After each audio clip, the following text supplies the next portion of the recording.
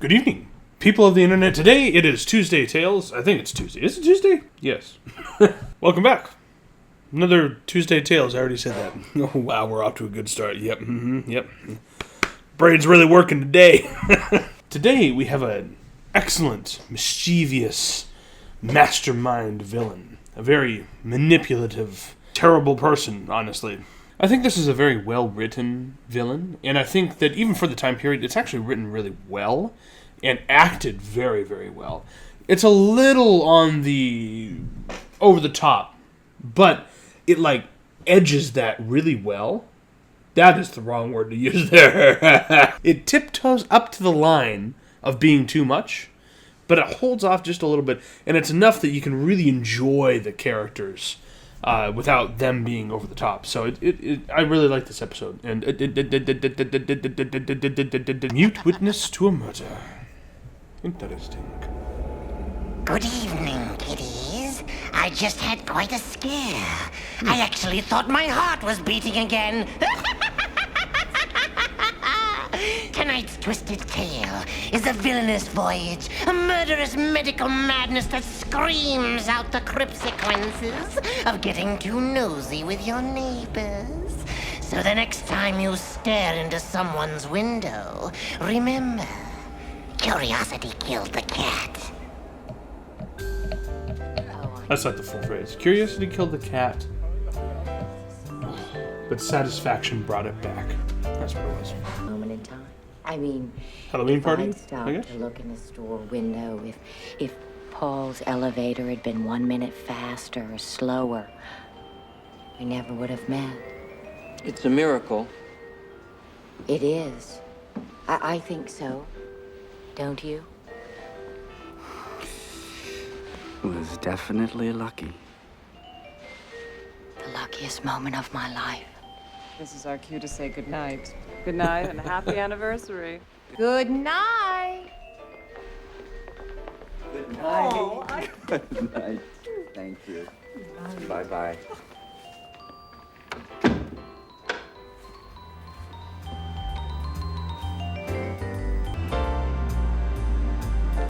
You know what? Yes, I do. I do. Totally. Wildly. Oh, I got you something. I hid it so you wouldn't find it. What do you mean you're not interested in having this conversation? Who are you? I don't care. Don't walk away from me like that. I don't care if you have a headache. I think this is important to me. You go out, I look great, I get all dolled up, we haven't been out in God knows how long, and you want to go home after 5 fucking minutes because you says ever, don't shush me! Come on! Don't turn that light out on me! You gotta talk to me, I'm not one of your screwy patients! What kind of doctor are you? You're supposed to be able to communicate with people! God. Ho ho! You're not gonna get away with this. I'm gonna sue you for every goddamn cent you got. What kind of a person are you that would do something like that for nothing? I'm just having a conversation with you, and I'm just gonna. Is she in a wedding dress?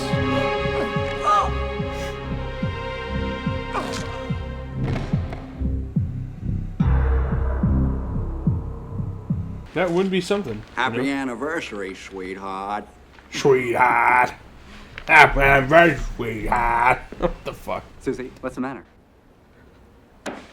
What's the matter? What's going on? Baby, what happened? Talk to me, sweetheart.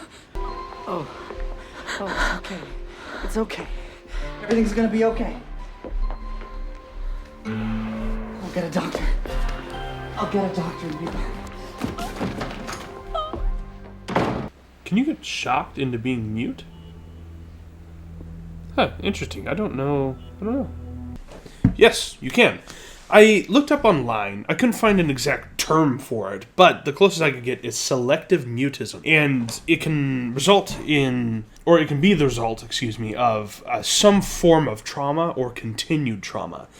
and they can either come out of it after the trauma has subsided with therapy or possibly drugs, or if the trauma or something traumatic continues that might not necessarily be the thing that triggered it, they will persist being mute. It's kind of almost like it's not a choice. It is not a choice. The brain malfunctioned, and it forces them to not speak, essentially. It's like they're trapped. So it's kind of terrible, honestly. And it's an interesting way to start this episode out. There's a lot of being trapped, mentally or physically.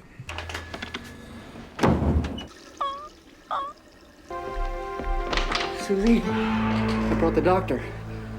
Sit down, Mrs. Hastings. Sit down on the couch where I can get a better look at you. He's the doctor? Honey, you know Dr. Trask. He lives across the courtyard from us.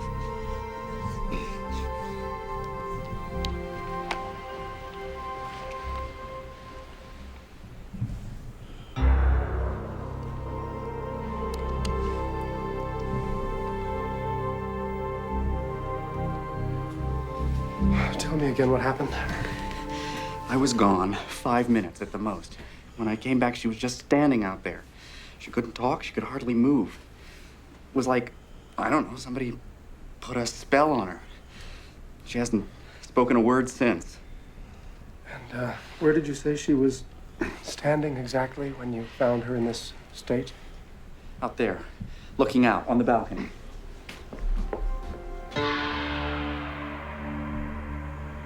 Yeah, he knows. I think he knows. He's trying to put it together, but I think he knows.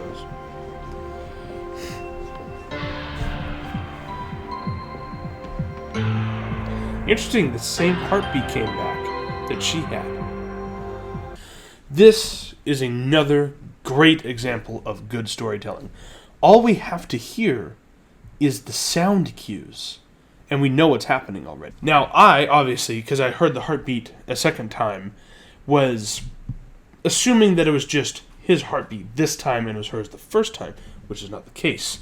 It actually was setting up the whole story and kind of everything that ensues. So yes, this storytelling through sound is a really effective means, yeah, that's the right word, means of getting a story across. And most people, the heartbeat you'll know, but most people don't know that in the background of a movie, but their brains will. The brains will acknowledge it. You might not. Does that make sense? I wonder if anyone knows what I mean. Not because it's like super fucking amazing, whatever I'm saying, but my brain works differently, so I just wonder if everyone understood that. Let me know if you did.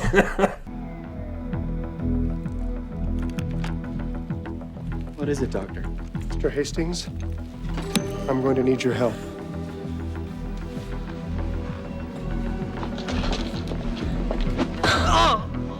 Hold your wife, Mr. Hastings. I need to give her something.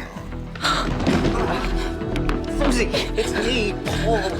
What is that? What are you giving her? Just a mild sedative. Just a mild sedative. Fucking like 3 million cc's. Goddamn. Whatever it is, it'll be all right. We should run some tests as quickly as possible. We can take her to Long Hill. It's all right, Susie. You're in the hospital. We put you in the jacket so you couldn't hurt yourself. They just want to keep you overnight for observation. I guess this depends upon if it was like 90s, but like... She's still having some difficulty speaking. Is it shock or some kind of stroke? Your wife has suffered a harrowing ordeal. She's tired. She's fragile. Give her time. But what happened? What should I do? You should go home and try to get some sleep. Just can't leave her Mr. here. Hastings, I assure you, she's safe here with me. In the morning, I'll run some tests, and then you'll have a clearer idea of what is disturbing her. Call me tomorrow, but please go now. Let her rest until tomorrow. This is Trask in room 19. Mr. Hastings is leaving now. Please show him out. So is that what kind of doctor he is? I guess that would make sense if he could just put her in there. It still would be tougher in the 90s than, like, gotta go say, now, the 60s to do something like that, though. Dr. Trask is here to take care of you. And I'll be back in the morning.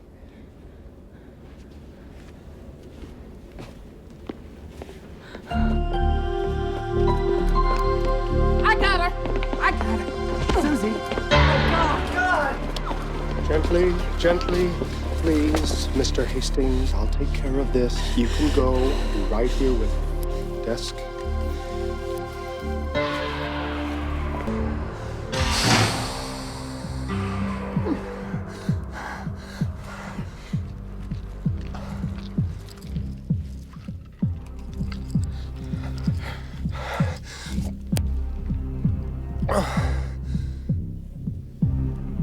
A heart condition. Too much excitement, too much noise, too much talking. Aggravates it terribly. Now, this is some exposition. I think it fits the situation. I have to go blow my nose.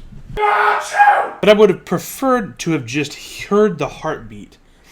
And as he took the pill, it slowed down. That would have been enough information. We would understand exactly what is happening to him. You know, whether it be a heart condition, anxiety, it doesn't really matter. Now, it makes sense in the situation because he's a bit of a pontificator. We'll get to that in a bit. All I'm saying is that the action of taking the pills, hearing the heartbeat go down by ourselves, we would have completely understood the situation. There wasn't necessarily a need for the exposition. I could attempt to explain myself.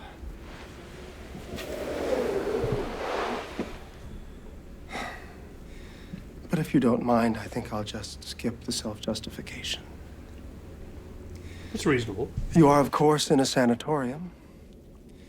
The last grievous stop of the irretrievably insane. A small, private sanatorium of which I am both director and chairman of the board. And according to my diagnosis, you are also a dangerous psychotic who needs to be saved from herself. Yes, I know, it does seem unfair, but that is what you get when you intrude so rudely into a neighbor's life. Well, here we go. A bit of pontification here. He's not quite a bombastic pontificator, but I like how I say bombastic. Like they're, yeah, I don't know if that was the right word, but yeah, I'll roll with it. But, that being said, the actor is doing a fantastic job of making it seem natural. You know, he's going, you know, it is what you get for being, you know, so rude, for intruding in a neighbor's life, but he's not going like, it is what you get when you intrude rudely into a neighbor's life. That isn't what he's doing. It's not over the top. He still kind of has that theatrical feel to it, kind of this whimsiness, right? But it's serious whimsy? Yeah, those are two very conflicting things right there. I think you know what I mean. I'm having a tough time explaining shit today. Wow. You may unclench your nervous knees. I have no interest in defiling you. I try to keep that sort of thing to a minimum here at Long Hill. Try to? Minimum? This is Trask in 19. Mrs. Hastings is ready for her medication now.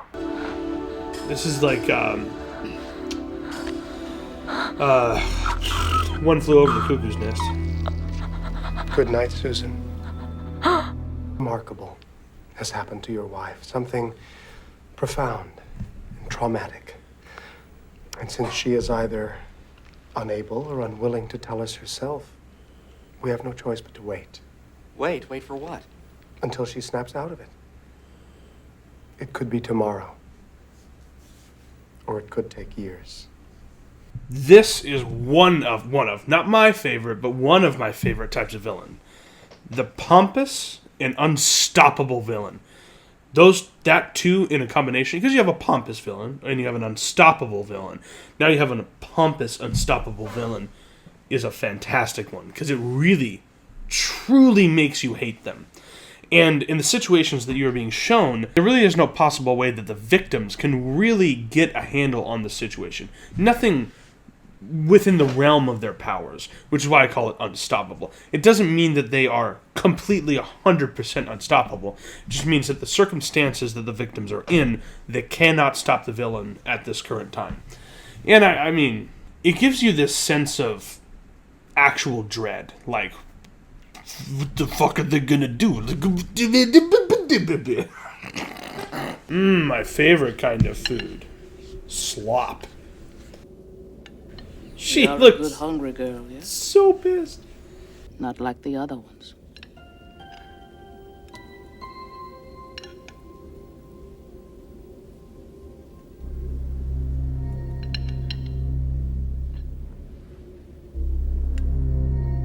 A little more.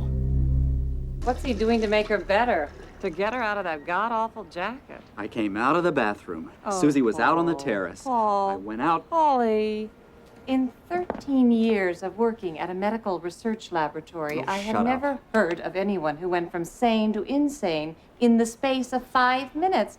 That just does not happen. Dolores, you should see her. She can't talk. She doesn't know where she is or who I am. She came at me with a golf club. Well, what do you know about this doctor anyway? Oh, Jesus. Hey, a word to the wise from your big sister. Check him out. That's all I'm saying. If it were me, I'd leave no stone unturned. I'd make damn sure Susie was in the right hands. Exactly, yeah. Why the fuck isn't he doing that? Oh, my God. What's happened to her? I'm sorry, Mr. Hastings, but I'm beginning to worry. There's been no change at all. Perhaps there's something you haven't told me. Like what? The two of you were celebrating your wedding anniversary that evening. Sometimes the first few years of married life, the noise, the constant yammering. What are you suggesting? That we weren't happy? We were happy. We had our problems, but everybody has problems. Of course. Of course you were happy. Susie was always normal. As normal as you or me. The psyche is like a kaleidoscope. One shift, the slightest turn can affect everything. What was once quiet and familiar can become terrible and terrifying. I believe that this is what has happened to your wife. I don't believe it.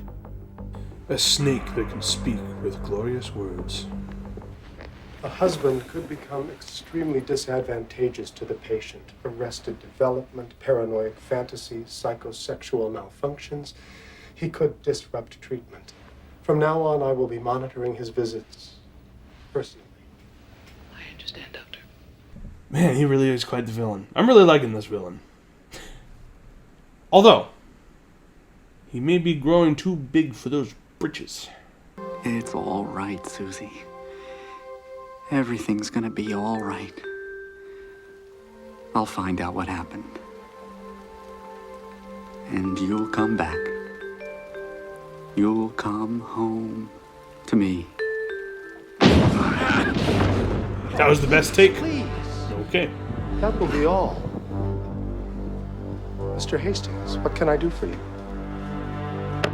I want to see Susie. Of course. No! No TV! I want to see Susie in person.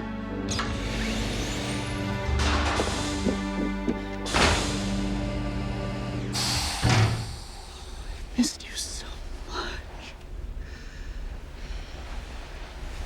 I keep going back to that night, rewinding the tape over and over.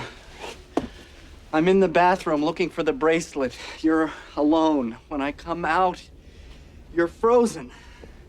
But something about it is all wrong. But what?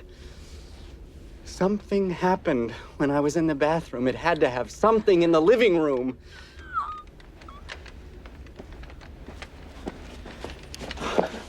A phone call?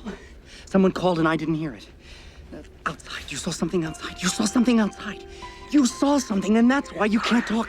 You saw something. What was it? Something terrible. Was it anyone I know?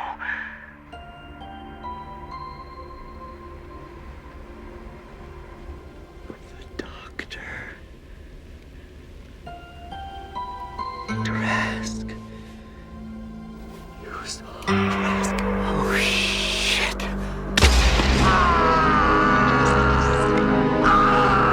He got there like fucking Freddy Krueger, man, out of nowhere.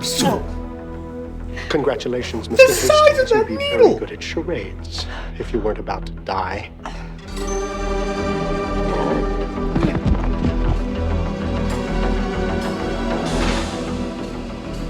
I've sent Mr. Hastings home. You may bolt the gates.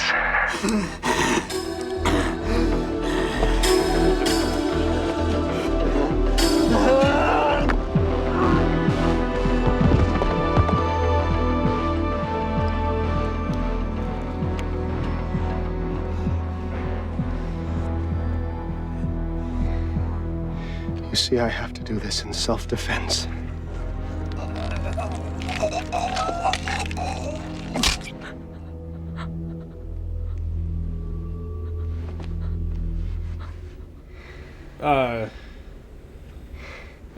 Yeah. Oh, love. Once again, it complicates everything. All fed and bathed now. Time for a little pill and a nice long nap. Good afternoon, Doctor. Desk? Frankly, I'm too fragile for all this excitement. My heart is too weak for so much violence. Consequently, I've arranged to operate on you. Shall we say, a lobotomy? Of course, you and I both know that you won't survive the surgery. This little situation of ours must be resolved. Absolutely. Apparently, lobotomies are still around. I didn't know that. They're very rare, but they're still around. They're like a last-ditch effort if all else has failed. I'm assuming for like incredibly uncontrollable people, probably. Someone that will never recover from whatever. But I'm shocked that lobotomies are still a thing. I had no idea. I thought that they were gone even in the 80s they were gone, right? But no, apparently they're still around. I had no idea. It's so lovely in here with you, Susan. So quiet.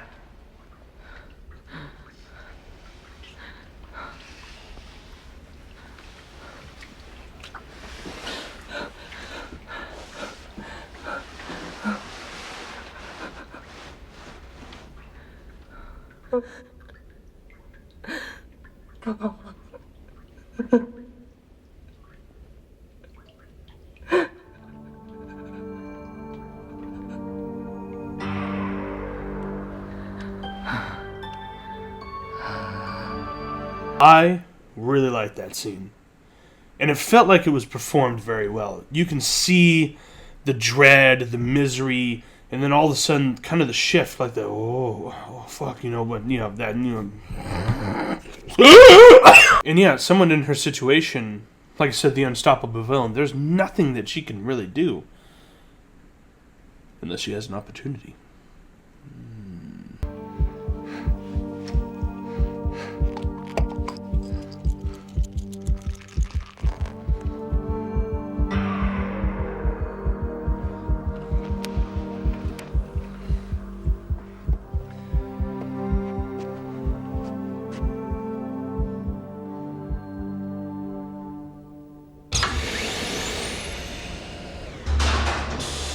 Morning, Susan. I thought I'd come retrieve you myself. I'm going to release you from your straitjacket now.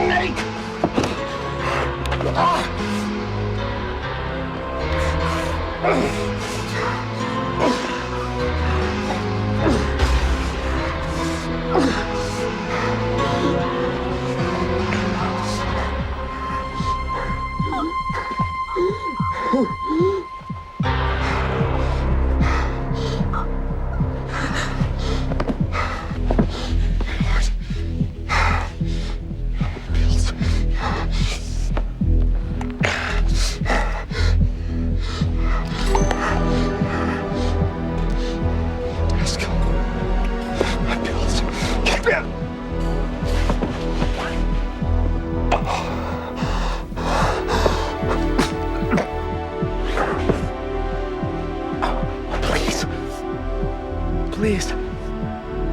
Call desk. My bills. Please. You can't speak. Oh, yes, I can.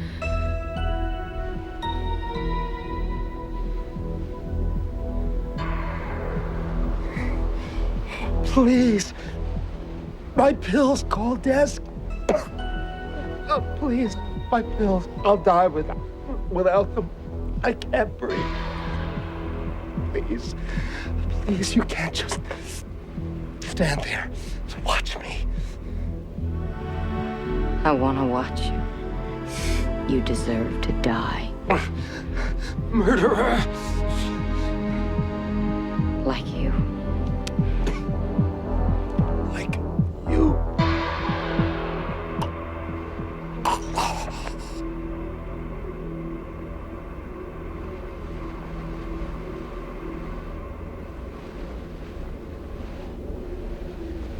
That was a good scene. I left effectively the whole thing in there at the end. I loved everything about it. There's only maybe slight changes that I would do. The only one that I can think of that is noteworthy is I felt like it would have been so cold for her to say, instead of her saying, I want to watch, which seems not very forceful. I would have much preferred to say something along the lines of just I want to. Not, I want to watch. I want to. Something more direct and more cold. I felt like would have been a little better. Other than that, that scene's really, really well done. I really like that scene. This is Mrs. Hastings, the patient in number 19. There's been a horrible accident. Dr. Trask is dead. Dead.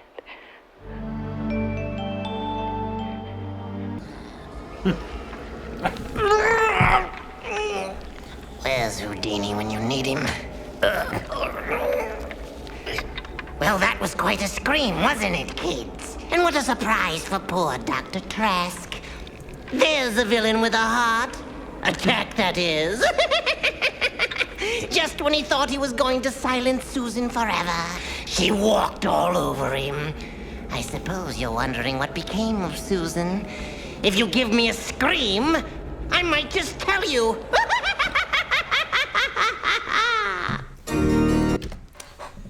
Ooh, I like the idea of that. I think that's been explored before. But yeah, being locked up against your will in a psychiatric ward, especially one that's basically trying to mimic, psychiatric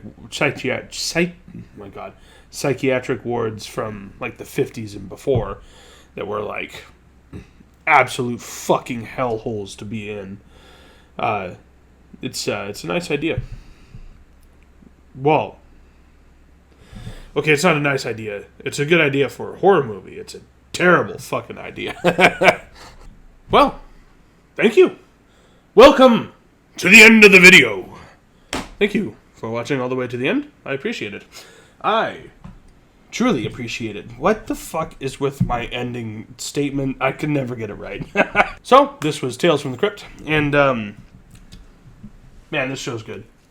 They really do get a lot of really good writers for this show. And it continually proves that they really put a lot of effort into the storytelling of everything. Obviously, it was written before it was a movie show. Yeah. Mm-hmm. Obviously, it was written. It was a comic before it was a show. But to take something from a comic to make it into a show, you have to have writers. You can't just do exactly what's on the page. You have to. So the creativity behind the show has just been amazing, honestly. And obviously some episodes here aren't as best as others, and some are really, really great because they did something really unique, and that means they brought different directors for, I think, pretty much every single episode, which is really neat and a great way to get some directors out there, too, that might not have as many opportunities as others. And especially if they do a really good job, I could see that being very good for their careers. So this was an unstoppable, pompous villain on his villain arc. I think my favorite thing about this villain, though, is that he didn't do things to be evil. He did things in a means of self-preservation, which is interesting. A villain normally doesn't do things in the guise of self-preservation. It's usually something nefarious that is wrong with them. something nefarious that is wrong with him. Their goals are nefarious. There we go. Their goals are usually nefarious, whereas his are not. He was caught in a poor situation in which he killed his wife, which is fucking terrible. Obviously, because he's not a good guy, realizes that she knows, but she went mute and takes advantage of the situation. But it's all about self-preservation. Everything that he did after the point of killing his wife, which I think even killing his wife could be taken as self-preservation, because now that we know, his heart was beating. He was going to die because he just wouldn't shut the fuck up, which is terrible. But still, self-preservation, not malignant, right? Which is interesting. But other than that, I hope that you have a lovely day, night or evening,